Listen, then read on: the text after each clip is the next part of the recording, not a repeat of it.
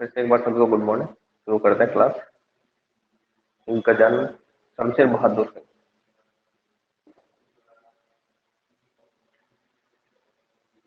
शमशेर बहादुर सिंह।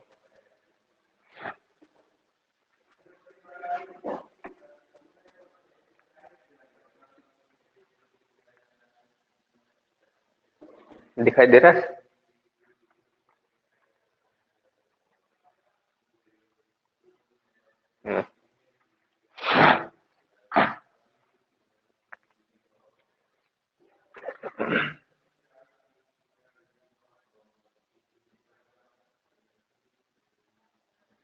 शमशेर बहादुर सिंह।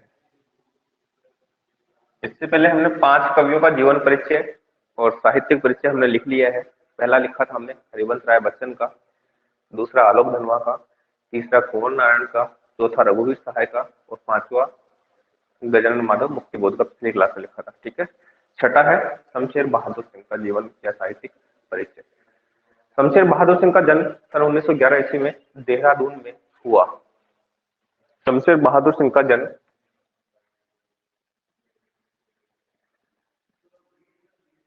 शमशेर बहादुर सिंह का जन्म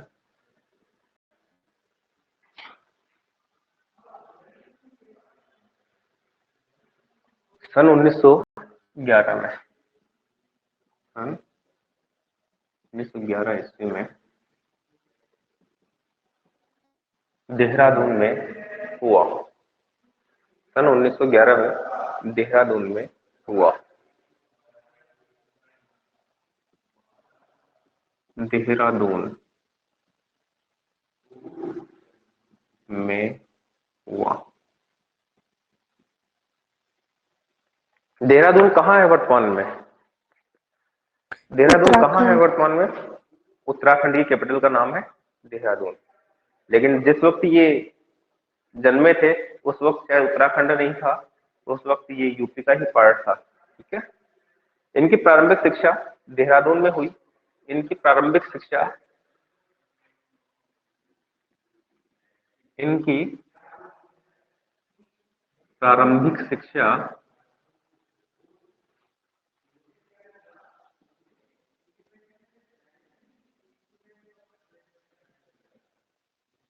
देहरादून में हुई।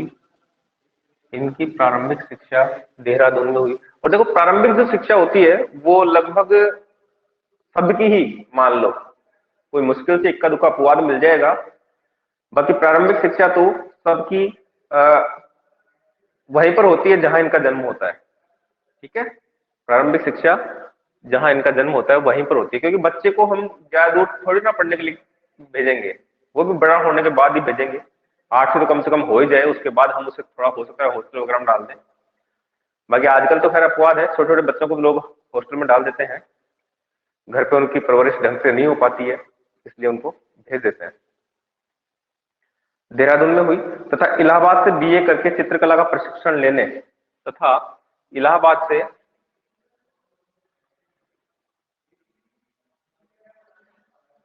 इलाहाबाद से इलाहाबाद से बीए करके चित्रकला का प्रशिक्षण लेने इलाहाबाद से बीए करके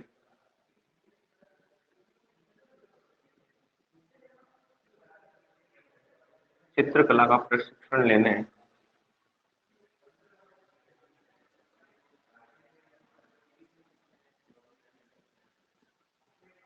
चित्रकला का प्रशिक्षण लेने दिल्ली चले गए। दिल्ली आ गए।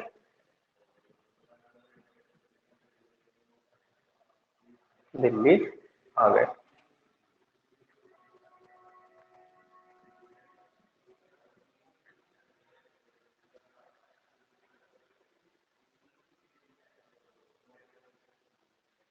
फिर इलाहाबाद विश्वविद्यालय से एमए किया और रूपा पत्रिका में सहायक संपादक बने। फिर इलाहाबाद विश्वविद्यालय से एमए किया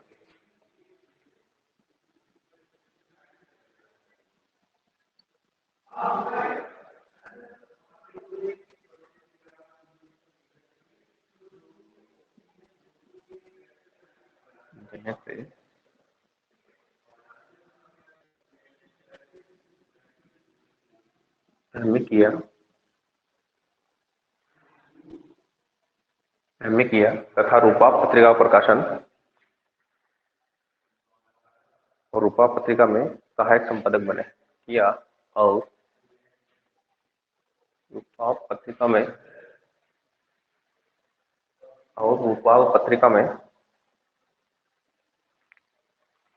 किया और रूपा पत्रिका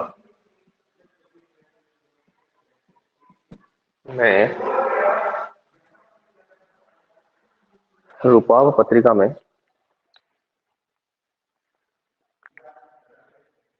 सहायक संपादक बने।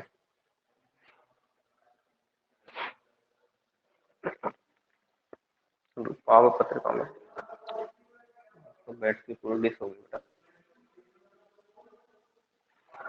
रूपा पत्रिका में सहायक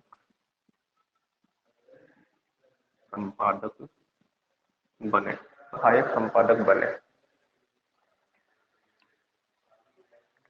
इनकी प्रारंभिक रचनाएं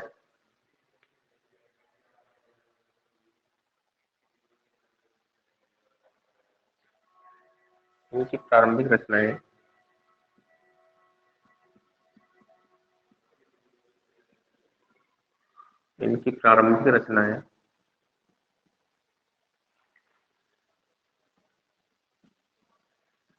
सरस्वती एवं रूपाभ पत्रिका में सरस्वती और रूपाभ पत्रिका में प्रकाशित हुई।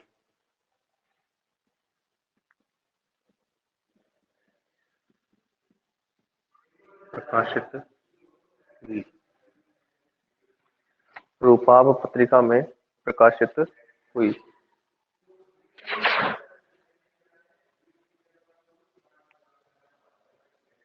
रूपाभ पत्रिका में प्रकाशित हुई।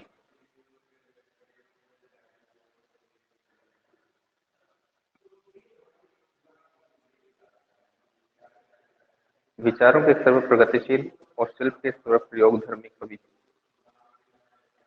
विचारों के स्तर पर प्रगतिशील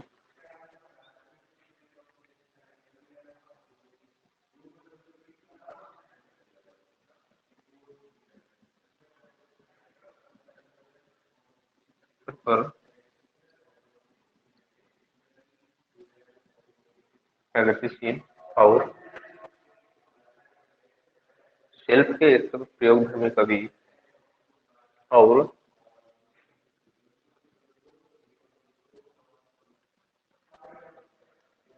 शिल्प के स्तर पर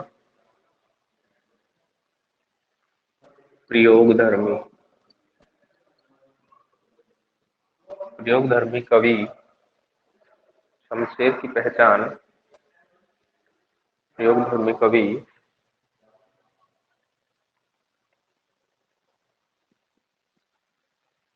शमशेर की पहचान कैसे कवि के रूप में होती है? बिंबधर्मी। कैसे कवि के रूप में? बिंबधर्मी कवि के रूप में है। एक बिंबधर्मी कवि के रूप में है। बिंबधर्मी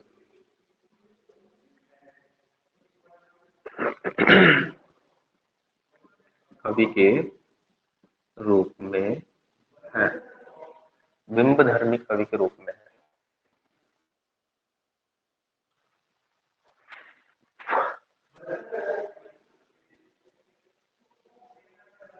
देखो ये बात भी इंपॉर्टेंट है पूरी।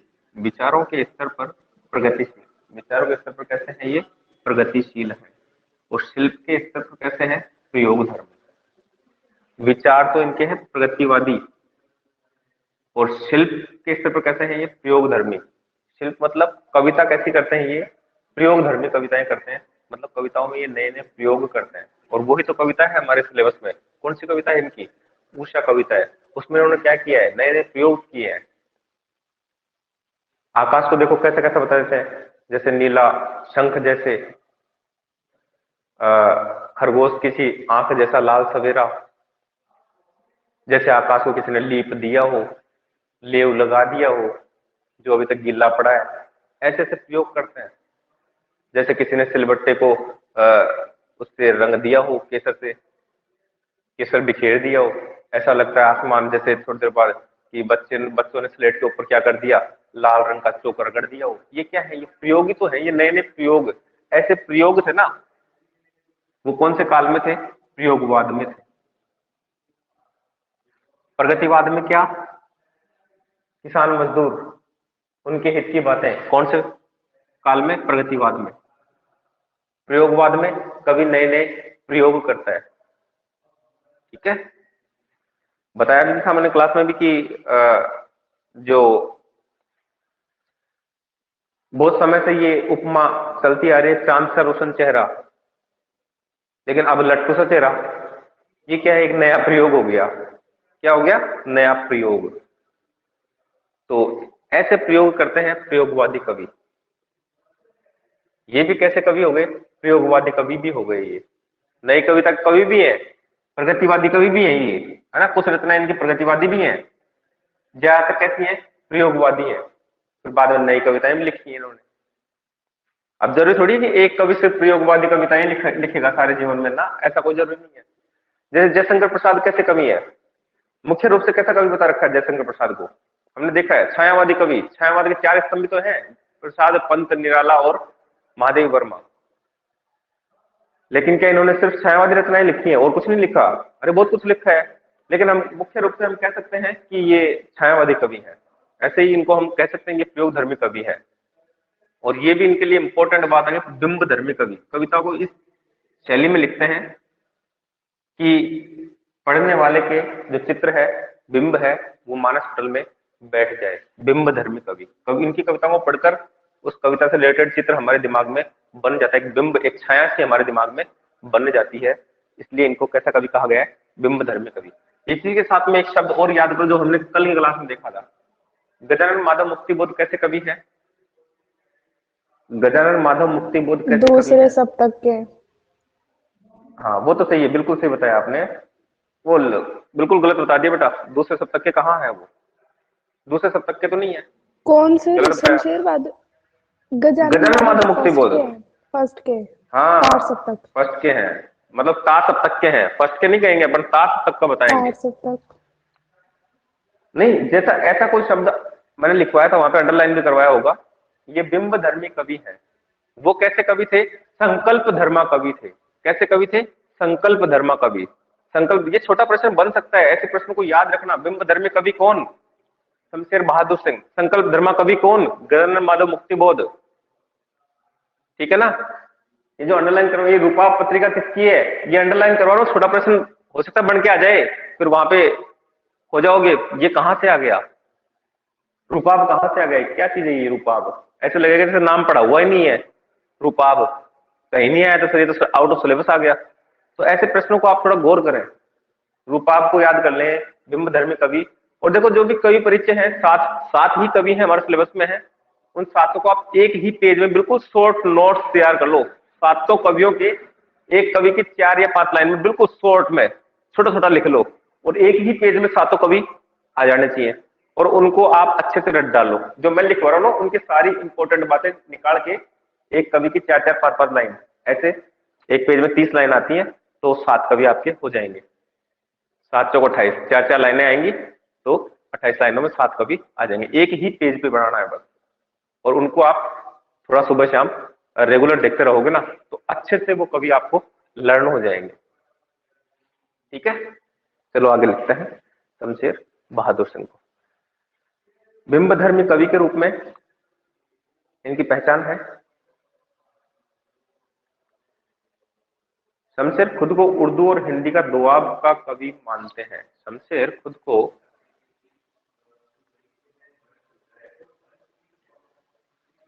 शमशेर खुद को उर्दू और हिंदी का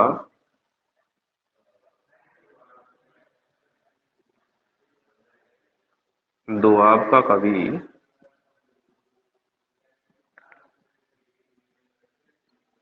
मानते हैं।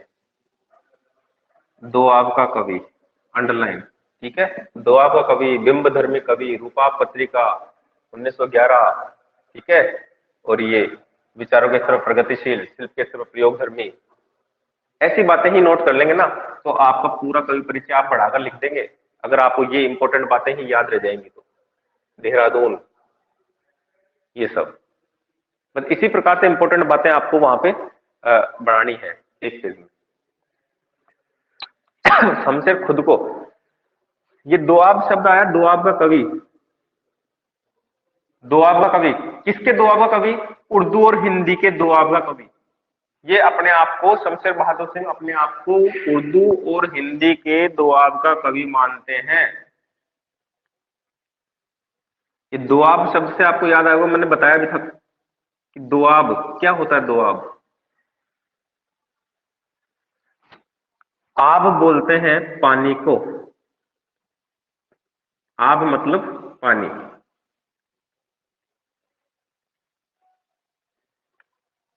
आब मीन्स पानी। अब एक शब्द बोल रहा हूं, पंजाब, पंजाब मतलब 5 नदियों से घिरा हुआ क्षेत्र क्या कहलाता है? पंजाब। दोआब में मतलब 2 चीजों से घिरा हुआ या 2 नदियों का घिरा हुआ क्षेत्र दोआब कहलाएगा। लेकिन ये 2 नदियां ना होकर यहाँ पे क्या है, ये भाषाएं हैं। उर्दू और हिंदी का दोआब का कवि मानते हैं अपने आप को। मतलब ये उर्दू और हिंदी से घिरे हुए कवि हैं। उर्दू का भी ज्ञान है इनको और हिंदी का भी ज्ञान है।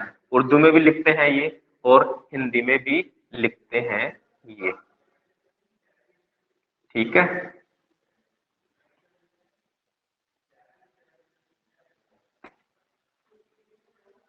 तो दोआब का कवि, बिंब धर्मी कवि, रूपा पत्रिका, विचारों के स्तर प्रगतिशील, शिल्प के स्तर पर प्रयोग धर्मी कवि।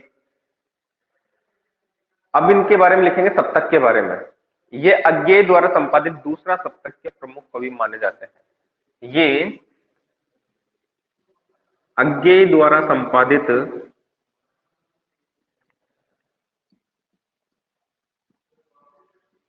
अज्ञेय द्वारा संपादित दूसरा सप्तक के प्रमुख कवि माने जाते हैं। ये अंडरलाइन करो, दूसरा सप्तक के प्रमुख कवि माने जाते हैं। अज्ञेय द्वारा संपादित दूसरा सप्तक के प्रमुख कवि माने जाते हैं, ठीक है।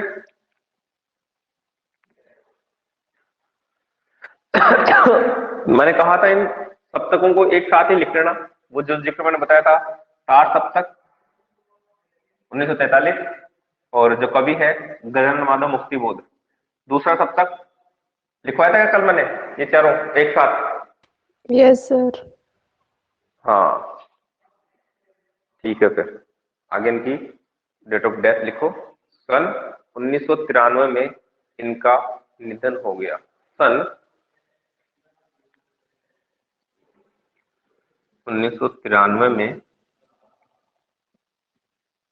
इनका निधन हो गया। अब लिखेंगे इनकी प्रमुख रचनाएं।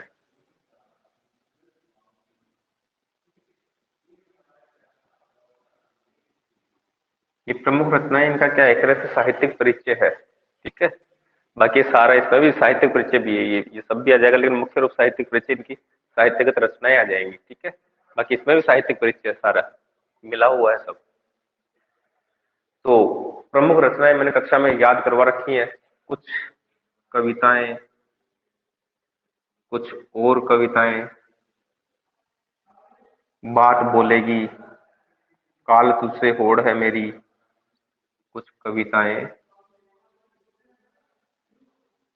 कुछ और कविताएं,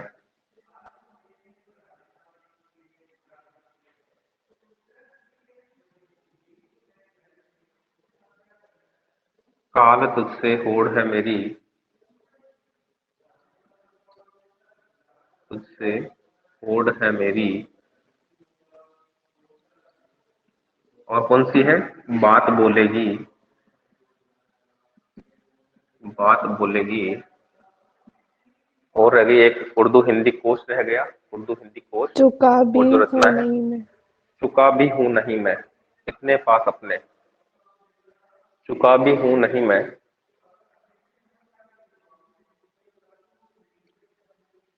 चुका भी हूं नहीं मैं, और कितने पास अपने, कितने पास अपने।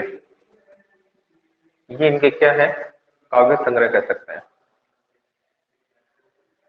आदि इनके काव्य संग्रह है। आदि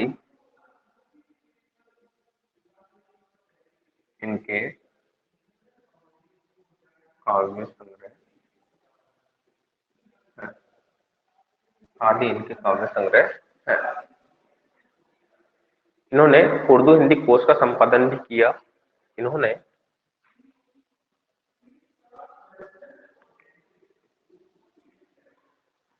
उर्दू हिंदी कोश का संपादन भी किया,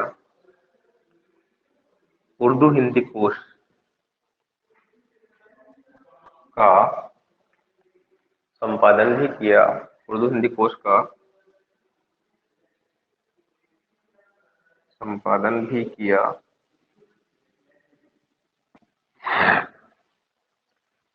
उर्दू हिंदी कोश का संपादन भी किया। इन्हें साहित्य अकादमी पुरस्कार, कबीर सम्मान दिखाई दे जाएगा ना यहाँ पे नीचे, चलो यहीं लिख लो, यहीं साहित्य अकादमी पुरस्कार, इन्हें साहित्य अकादमी पुरस्कार, कबीर सम्मान और तुलसी पुरस्कार सहित कई पुरस्कारों से सम्मानित किया गया।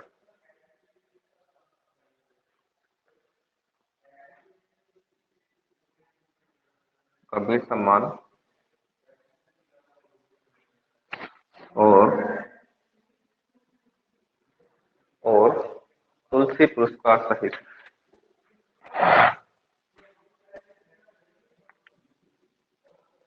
तुलसी पुरस्कार सहित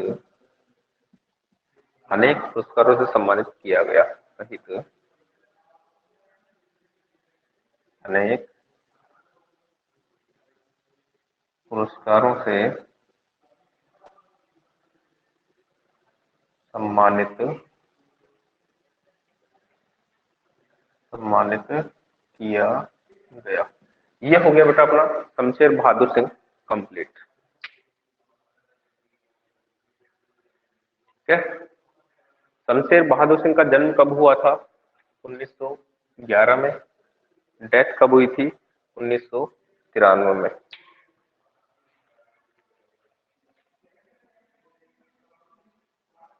ये बॉक्स दिखाई दे रहा है क्या,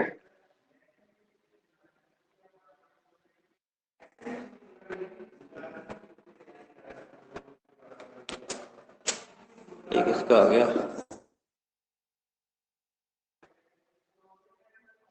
हाँ जी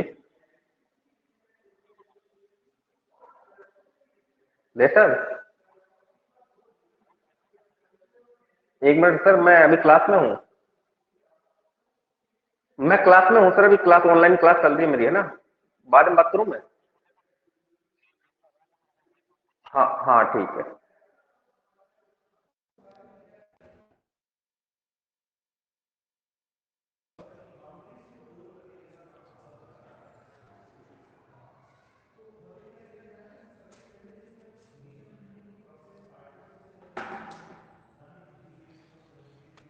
सर आलोक सर नहीं आ रहे क्या आजकल?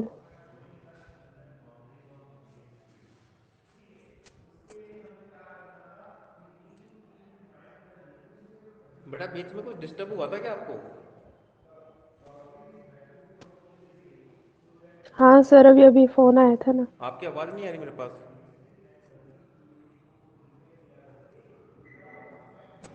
बीच में डिस्टर्ब हुआ था क्या आपको अभी कुछ सेकंड पहले?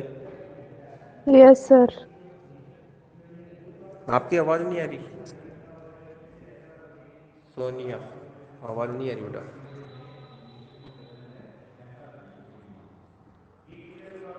चलो मैं